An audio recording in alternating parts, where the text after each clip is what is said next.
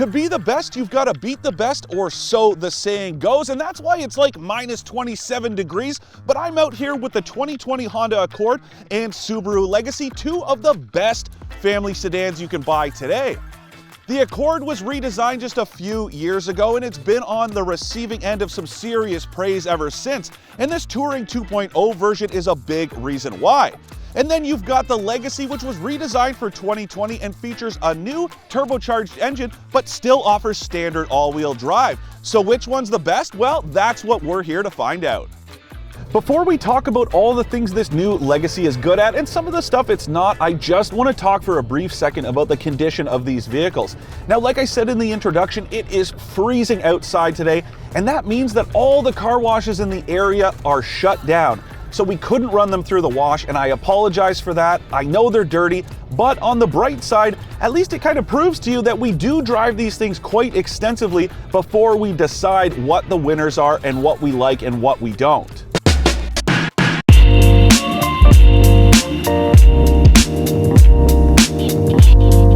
If you've watched my comparisons before, you know I like to start them off with whichever vehicle is the newest, and that happens to be the Legacy in this case, because it was redesigned for the 2020 model year. But you wouldn't really know by looking at it because it is pretty similar to the previous version. So let's ask ourselves a question. Why would you buy a sedan instead of an SUV in the first place? Well, ultimately, it all comes down to how they drive. Unless you're talking about the Mazda CX-5, a sedan is just going to handle better out of the box.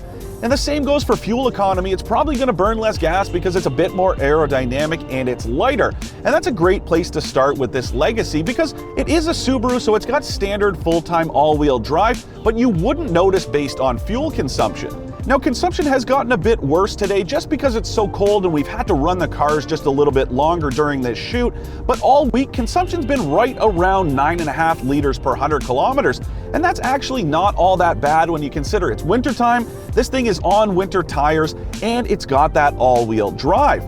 That's also about the same as the fuel consumption we're getting in the Accord, which is a front-wheel drive car. So pretty impressive stuff from the Subaru and something that is pretty typical of the brand. So even though this Legacy is new, there's still two engines available, a base 2.5 liter that's naturally aspirated and a new 2.4 liter turbocharged motor. The 2.4 liter turbo replaces an old 3.6 liter naturally aspirated engine that ran really smooth and really was great overall. And you know, one of our video producers owns an Outback that has that engine, and he expressed some concern about how this smaller engine would perform comparatively, but he was really impressed when he got into this thing, just how quick it is and just how smooth it accelerates. It's paired to a CVT that has simulated gear changes, but it's a really nice operator overall. It puts the power down really nicely, and even though it doesn't have a sport button, you can use these paddle shifters on the steering wheel when you need to overtake someone on the highway or it comes time to merge. About the only thing to complain about this engine is that it does not like cold starts at all, and it's really whiny until it gets up to operating temperature. And even once it does, well, it's still just a little bit noisier than most people would like, so make sure you turn that stereo up so you do not have to listen to that sound. But other than that, the engine is good, the CVT is very good, and it's one of the better ones on the market. I'm personally not a big fan of these transmissions, but as far as they go, Subaru does build a solid one. So you're noticing that GT badge and wondering, is this a reincarnation of the Legacy GTs of old? Well, the answer is no. That was really more of a sports sedan, and this is much more of a highway cruiser. And when you compare it to the Accord we have here, that thing is really punchy and really more similar to that Legacy GT, whereas this thing is a little bit more of a cushy ride. The engine is powerful, but not overly so, and the suspension is dialed down to a really cushy ride. So if that's what you're after, well, the Legacy will provide you with plenty of comfort for longer trips, but don't expect something that handles as nicely as the Legacy you drove 15 years ago. Now, the same is true of the steering, and if you're looking for something sharp and responsive, you are not going to find it here. And it's really numb and really dead, especially on center. There's just a lot of play, and you can't really tell what direction the wheels are pointed in until you get a few degrees off center.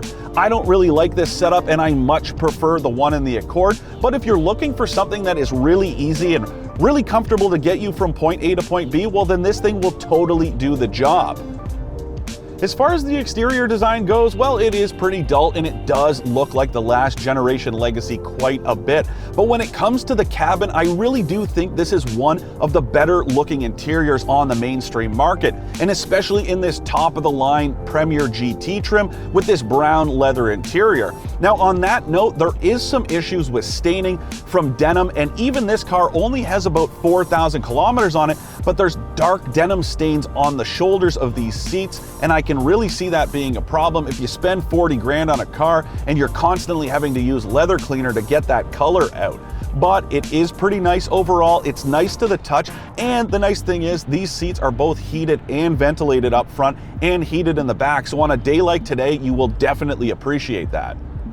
But beyond this brown leather, the centerpiece of this interior really is this 12-inch touchscreen that comes in every Legacy trim except the base one. Now it does have standard Apple CarPlay and Android Auto, and it has a nifty trick in that you can split some features to go on the top half of the screen and other features on the bottom. But Apple CarPlay is not one of them, and instead it's cut in half, so it's actually one of the smaller versions of Apple CarPlay on the market because it's only taking up the top half of the screen. You do have to end up straining your eyes a little bit to see what's going on, so I'm not so crazy about that setup. Now, most trims do have integrated navigation, which is great, but I much prefer using Google Maps to get around, and that is a problem when you've got all this real estate, but you're not using it all with a map. Another problem I have with this touchscreen is that because it's so huge, well, it's really prone to glares, especially when the sun is beside you. And that's really problematic when you're using Google Maps because it's so small. It really reflects off of there and causes problems that you have to strain your eyes when you're trying to see where you're going.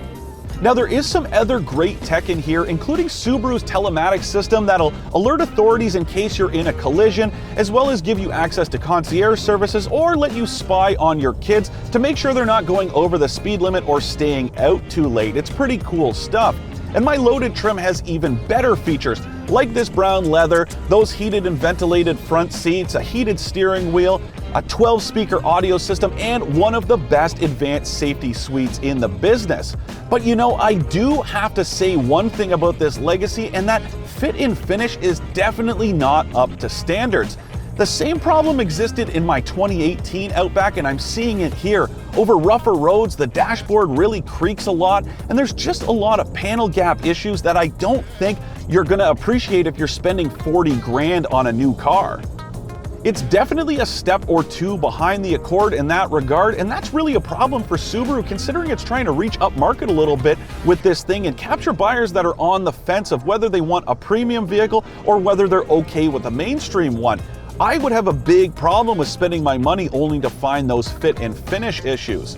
And that is a good time to talk about pricing because the tester I'm driving sits at about 41 grand with freight and fees, and it's actually worth the money if you put those fit and finish issues aside. If you want to look at a base model, well, 28 grand will get you a vehicle that has that great standard eyesight safety suite with adaptive cruise control and lane departure warning, lane keep assist, heated seats. It's a pretty well-rounded package and a competitively priced one, especially considering it has standard full-time all-wheel drive.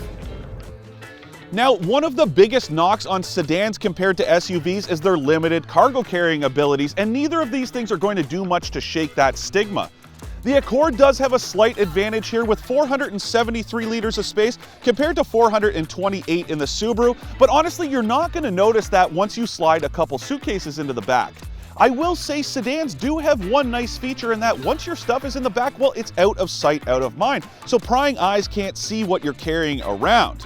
Both of these things do have 60/40 folding back seats. I wish there were center pass-throughs for longer items like skis, but you can still fit 3 or maybe even 4 adults with longer items stored and half the seats folded.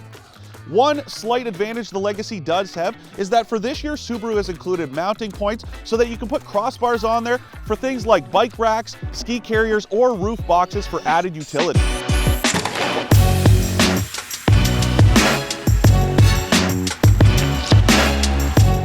Have you ever taken a break from your favorite pizza place and then the first time you go back in a while, you remember why you started going in the first place?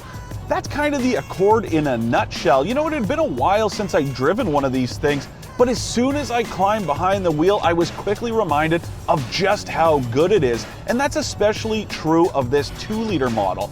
Now, it's got a turbocharged 2-liter engine under the hood, but we'll get to that a little later on because we're going to kick things off with the ride and handling. Now, no, it's not quite as comfortable as the Legacy, but if that thing's about a 9 out of 10, well, this thing's a 7.5, so it's not that far off the mark. And because I'm driving the 2-liter touring model, well, it's got adaptive dampers, which really makes it 2 cars in one. The steering is really heavy too. Now, that could be a problem for some people, especially because it's heavy even in the normal mode, and it's much heavier than the Legacy. So if you're looking for something that's easier to drive, well, this isn't gonna tick that box, but if you want something that pushes back a little bit, this is the car for you. When that sport mode is turned on, the dampers change, the steering changes, and so does the throttle mapping. It really is a different car altogether. And even though it's front-wheel drive, well, there's no real torque steer to speak of. It doesn't always feel faster than the Legacy, but trust me, it is, and it pulls really hard.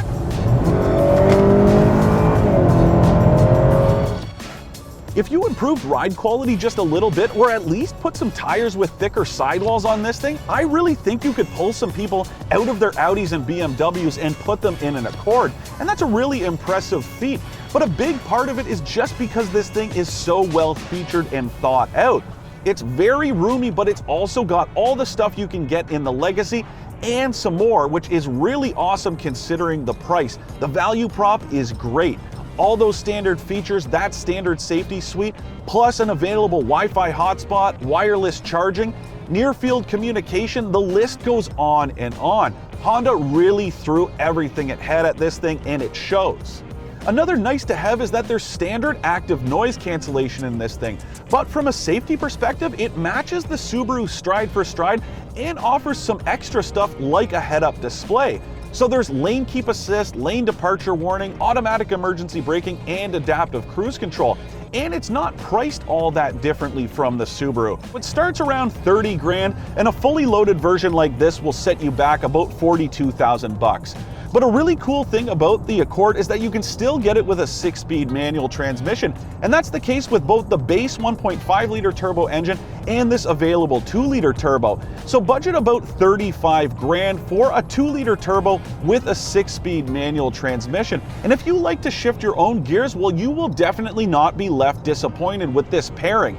It's really a fantastic driver, and that manual transmission just gives it that extra driving enjoyment that makes this thing a thrill, no matter whether you're driving to work or out on a country road.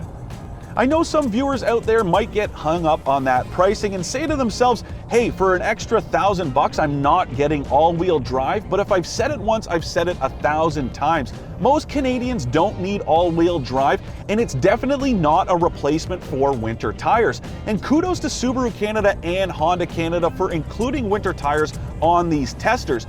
Because just because you can put power down to more wheels doesn't mean you can grip any better. And you can lose control just as quickly in an all-wheel drive car as you can in a front or a rear-wheel drive one. Grip and traction are different things, and no matter how much power you can put down, it doesn't matter if you lose control. Now let's quickly talk about some of the stuff I don't like about this Accord. As you can see, front seat headroom, not that great, and definitely worse than the Legacy. But interestingly, there's more backseat headroom in this thing than there is in the Subaru. So it's really just a matter of how they were designed and how the seats are positioned.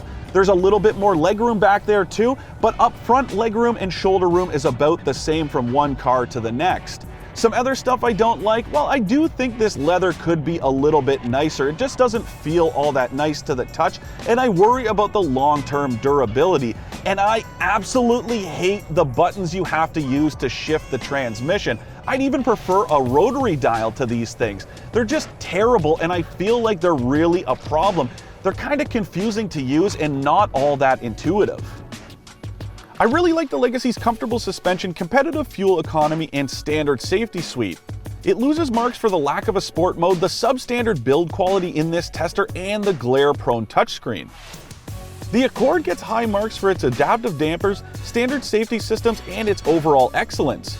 The drawbacks are the leather upholstery, the buttons for the transmission, and the limited headroom up front. It takes something really special to stand out in the family sedan space, and that could easily describe either the Subaru Legacy or the Honda Accord. This new Legacy, well, it's a very good car, but the Accord is a great one, earning the victory here for its ability to do so much right while delivering the type of performance that goes above expectations in this segment and beyond. Don't forget to subscribe!